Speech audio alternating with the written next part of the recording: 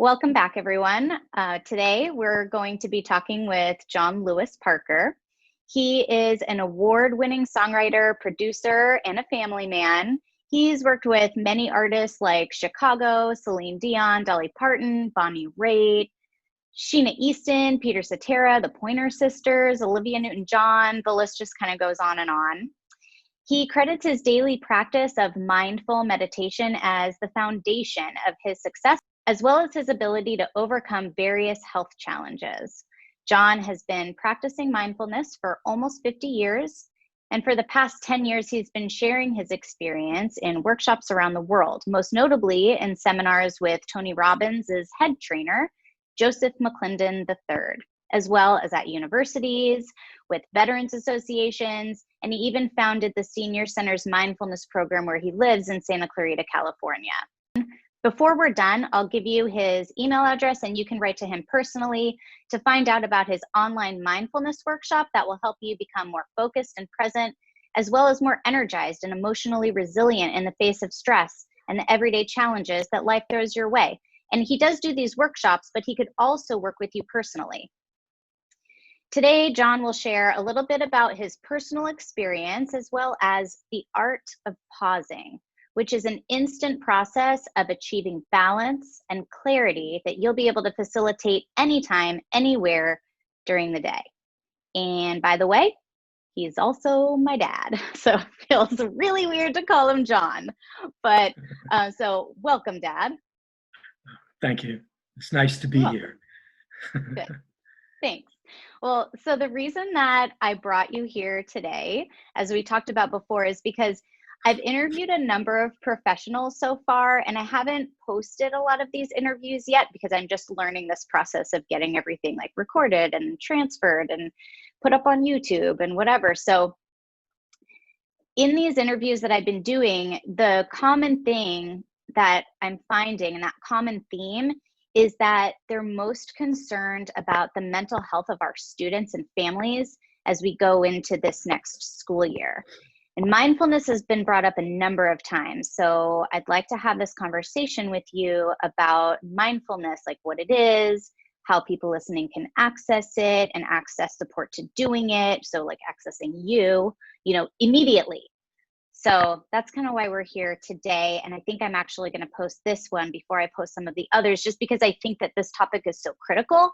And I know that there's a lot of fear around going into this next year as we're kind of going through this crisis. And I feel like this could be really beneficial for a lot of people. So I guess let's start with telling us about who you are. Give us a little history on your life. If there's anything that you can touch upon with your education, whether it's a story about like you as a child or your teachers or anything, if there's anything like that, it would be really helpful.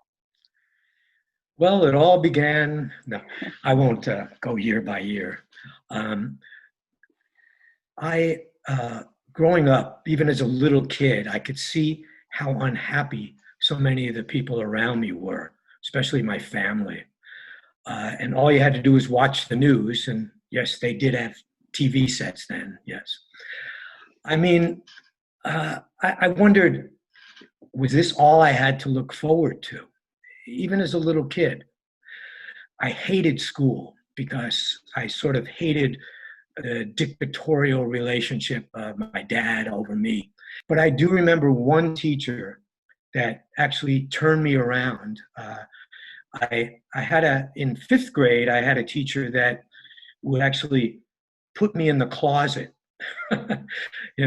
and also she would put me under her desk.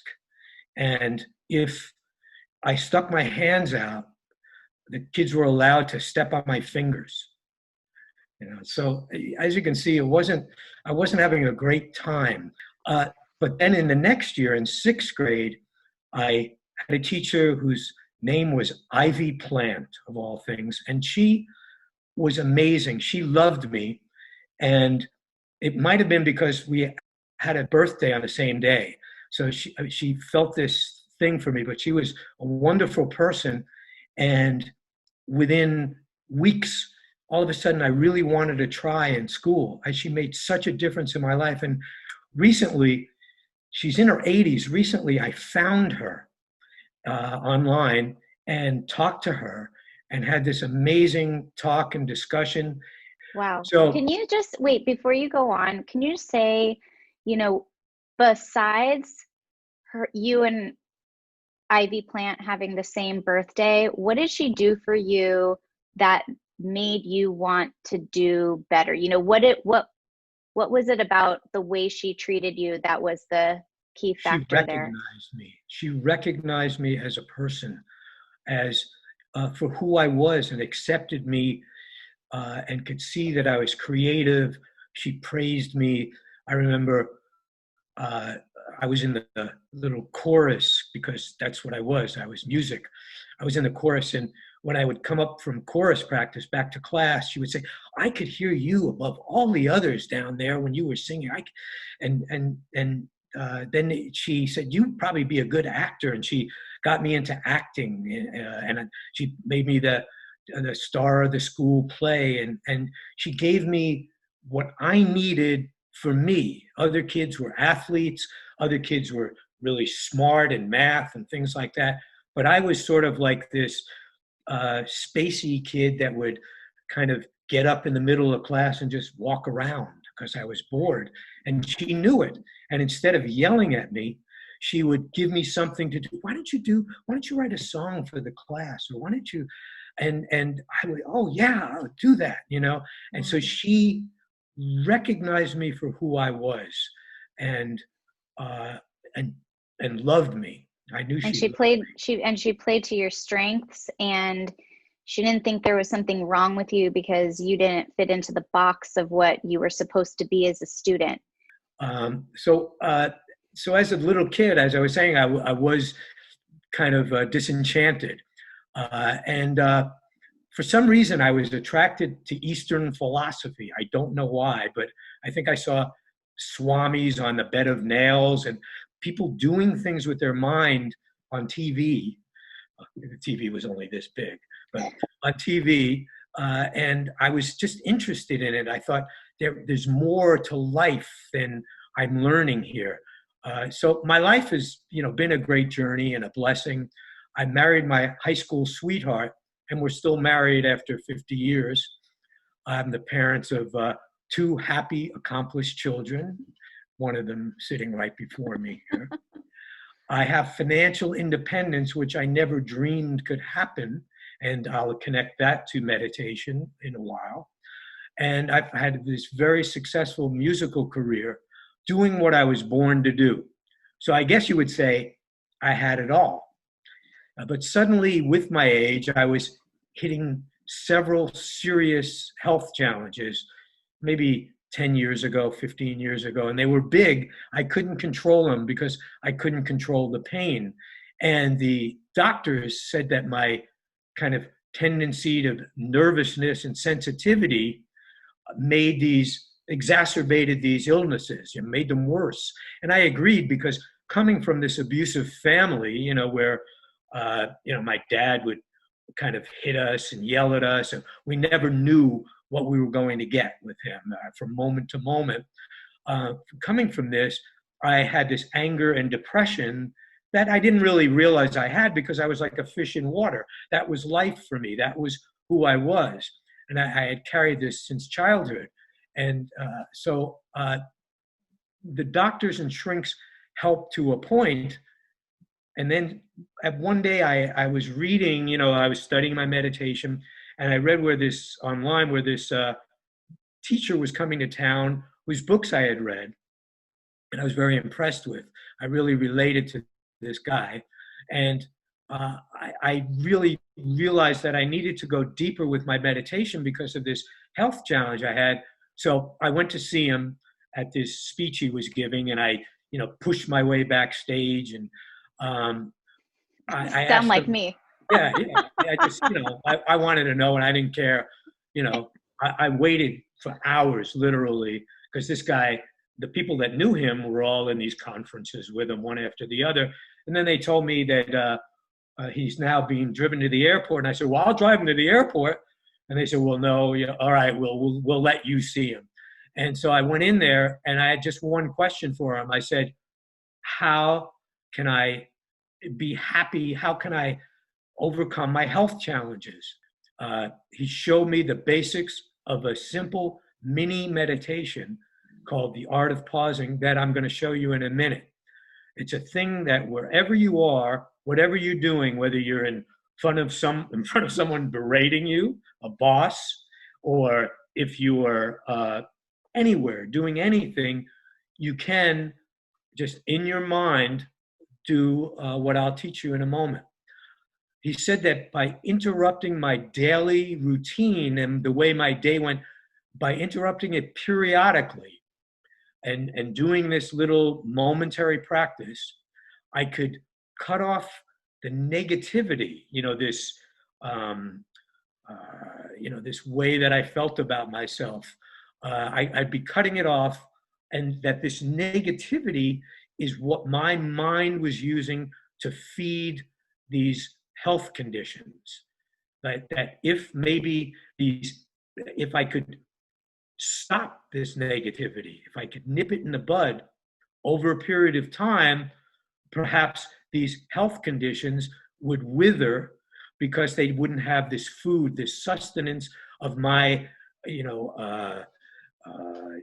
bad feeling about myself and depression and all of this.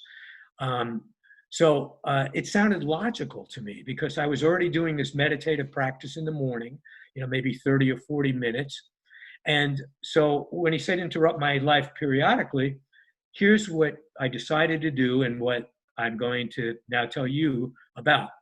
So the idea is to set your phone to go off every half hour or hour, just an alarm or a vibration, in your pocket or whatever. And each time it goes off, I would wake up.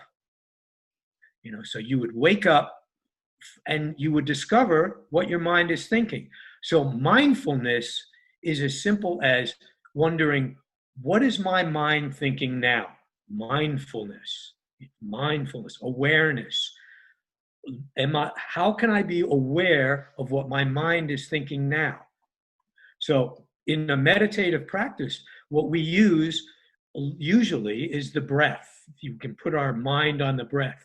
So in this case, for this mini meditation, he told me, put your mind on your breath every time your alarm goes off. And what I would do would be, I'd be just involved in my daily life. And then suddenly my alarm would go off and I'd think, what am I thinking? And when I went to my thoughts, they would usually be these kind of bizarre, unhealthy, angry, depressed thoughts. Like, why isn't it, like, let's say I was doing the music I love, but I said, gosh, I hate to have to do this. Why can't I just do it because I want to do it? But now I have to. I'm on a time limit. Or I could be walking my dog and, just in the beautiful California weather, just walking along, and all of a sudden I think of, this person that I don't like, or this meeting that I had to go through that was challenging and all about business and not about music, or, and just things like that. I would realize that I'd wake up and it was all fantasy. I'd be in New York in a high rise in an office. So I'd pause, become aware of my internal dialogue, my self-thinking, and I just cut the thoughts off. I just let them go. I wouldn't just hammer them away, but I just go, oh, that's what I'm thinking. And so it would inform me as to what my internal dialogue usually was. I begin to become aware of me the way we all are aware of other people. We see, oh, that guy's like this, or that woman's like that, or there they go again, or whatever. And I began to see, there I go again. That's what I do. And instead of needing to bombard myself with, oh, like looking in the mirror and saying, oh, you're okay and you're good and think positive and all of this, gradually I started noticing that these thoughts were subsiding slowly. I thought, perhaps, when he said, I'll be cured, that maybe all my, sicknesses would go away, and all of a sudden, I'd be like, hallelujah, and I'd fall back and he'd catch me, and, like you see on TV. But that's not exactly what happened. What happened was I, I began to see that my depression that I didn't even know was there was lifting, like it was subsiding. And because I knew the difference, it was almost as if, in a hotel, they say, if there's a fire, go on the floor, and put something in your doorway. And I was down on the floor here, and all of a sudden I could start standing up. The smoke wasn't above me. The cloud began to lift. It was so dramatic because it was always so intense. And my anger began to lift. And my health became much more manageable. Some of it subsided, and other parts of it were no longer ruling my life the way that pain can. I began, and that's another thing I could talk about another time, is about pain and sickness. And if perhaps somebody that's watching feels that way, I can really help them with that, with meditation. Anyway, excuse me, go on. Sorry. I don't mean to cut you off, but what I'm curious about is how, the reason that I feel like this is really powerful for our community at large to know right now is because it's such a stressful time all over. I think about how we're about to start up this new school year, and parents are in a really critical place with having to figure out how they're going to work, whether they're essential workers and they have to go to work, or whether they are able to stay at home with their job.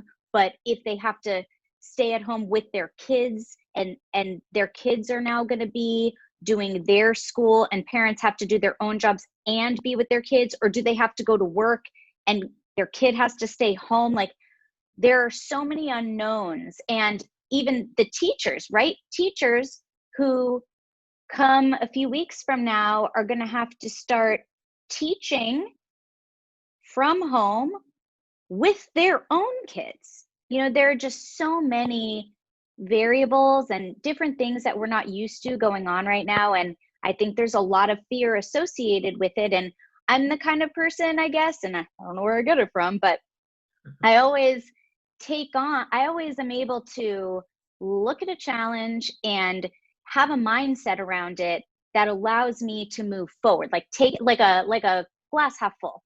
I'm a glass half full person.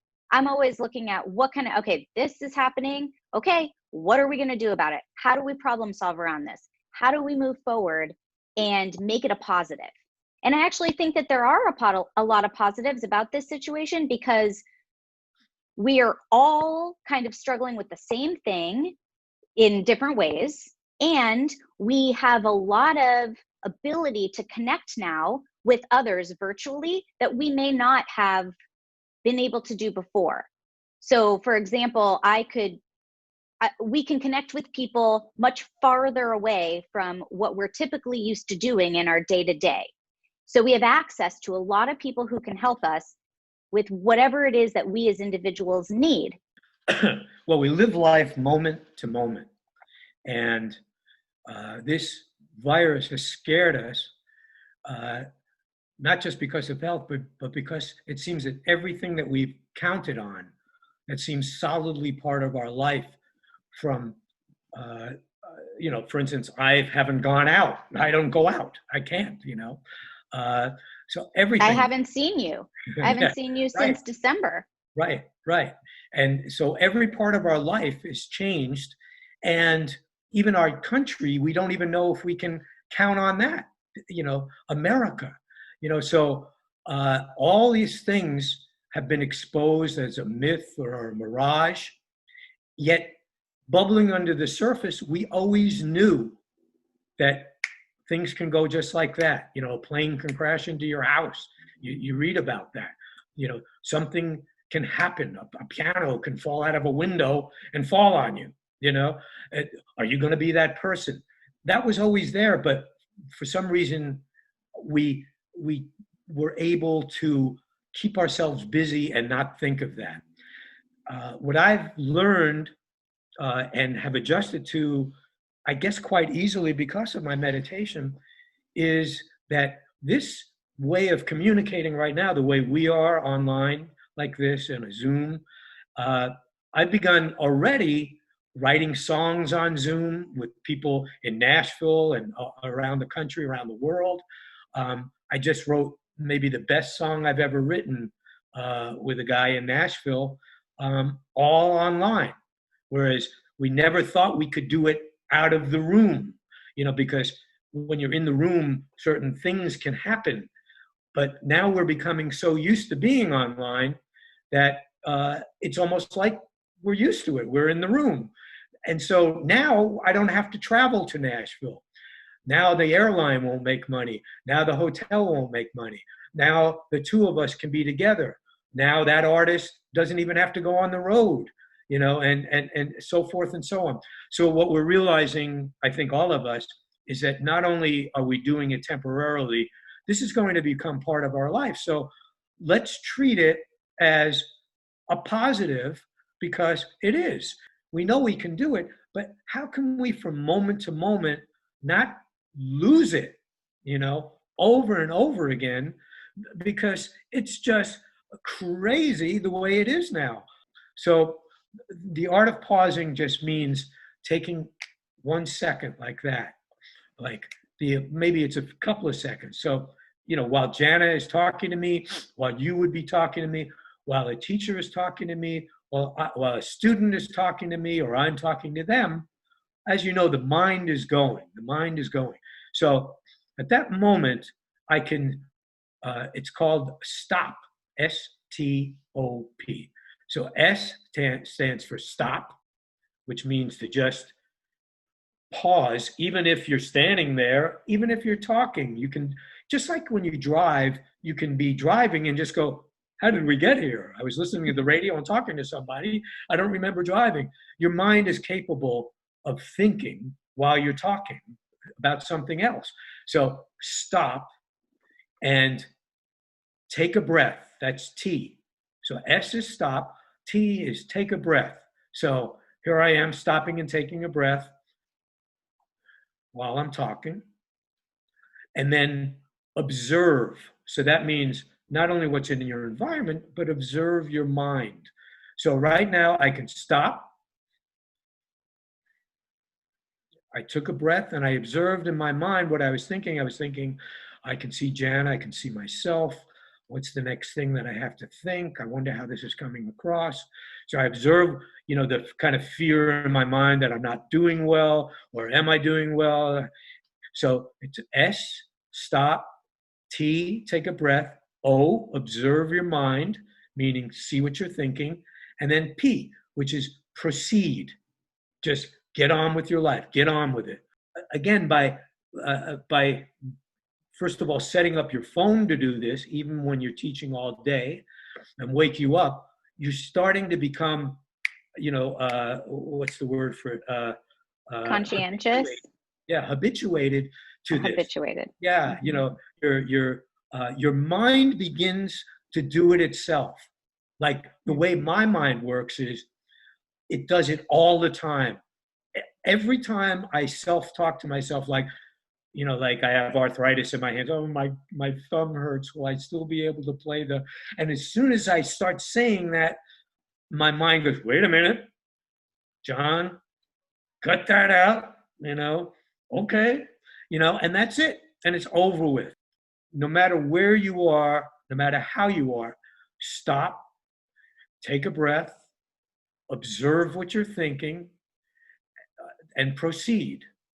Stop, take a breath, observe what you're thinking, and proceed.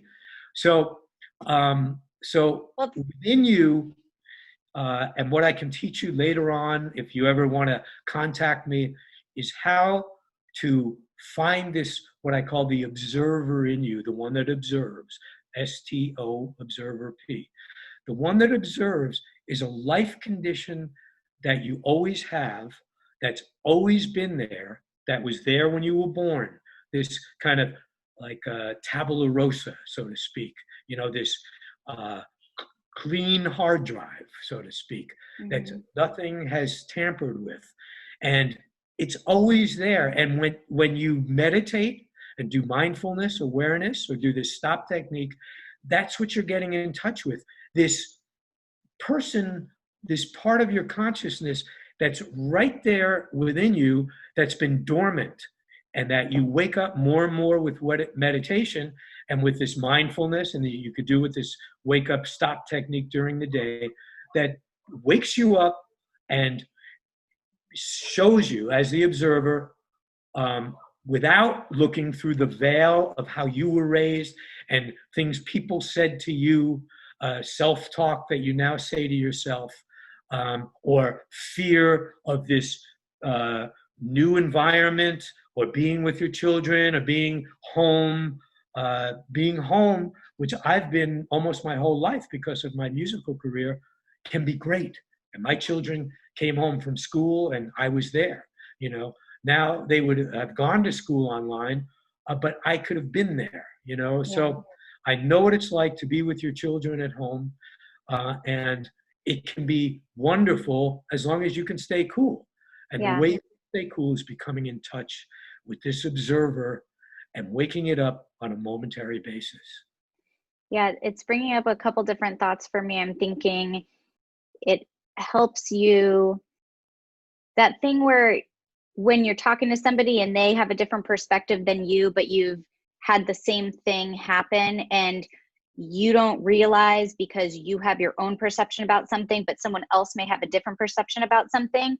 It sounds like you may not need that other person because you can take a step back and look at a variety of perspectives and realize like, oh, I was reacting one way, but that's not the one way I have to react. So it gives you a little bit more control maybe over your thoughts and your mind, what you're thinking. And that in turn will have an impact on how you then behave and react. So it helps you think about things differently and then be able to self-regulate so that you don't react to your children or your partner or your class the way that you might initially. So it's working on your own self-regulation. And you sounds like you could also teach this to your children. Mindfulness is a very popular approach in schools these days. I worked really closely with a counselor two jobs ago, and she did a shark fin technique, and the whole school's doing the shark fin technique. So every time they come in for assemblies, they do a shark fin, and it's like putting your hand up and taking a deep breath and then pulling it down your center and centering yourself. And they do that when they come in from recess, they do it when they come in from lunch, or any time in the classroom where it's getting a little riled up and they need to do a little reset. So it's very popular in schools, and I would imagine it would be also something that you can do even in an online teaching format. In life, stuff happens, and this mindfulness means happiness isn't about what's happening in your environment, but how you relate to what's happening. Because that's what we want. We just want to be happy. And as you advance living this way, you become happy and proud as you see yourself growing and changing. Instead of reacting with your old behavior, you become more informed, like you say, in the choices that you make better choices, your life improves. And as your life improves, you begin to have more time and energy. And as you have more time and energy, you're apt to be able to extend yourself and be more objective to other people and become more compassionate to others. And with this compassion with others, with that you found the key to actually ultimate happiness. Ultimate happiness is this, we're all in this together. That's what COVID is teaching us. Well, we've always been it together. We're all always connected. That food gets on your table, it doesn't by magic. It doesn't get there by magic. So being able as a teacher to extend yourself to others, to self-regulate, like you say, to be proud of yourself and less fearful. All of that is what comes from this practice, and the way that we were taught is a veil that's over our eyes. And so many times a day we can open that veil, be proud of ourselves, and be aware and mindful of what we're thinking and how we're treating others.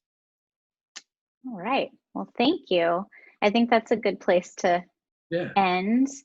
But if you do want to reach out, which I highly recommend you do, the email address you want everybody to use is johnlewisparker1@gmail, right? Yes.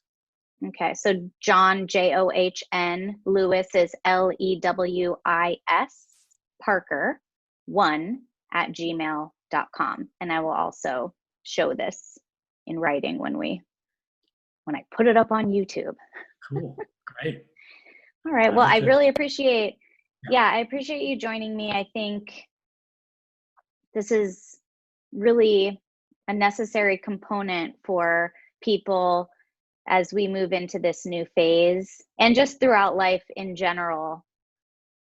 So thank you for joining us or joining me. And hopefully I get to see you sometime soon in person. So. Yeah. I hope so. Thank you. Okay. Yeah.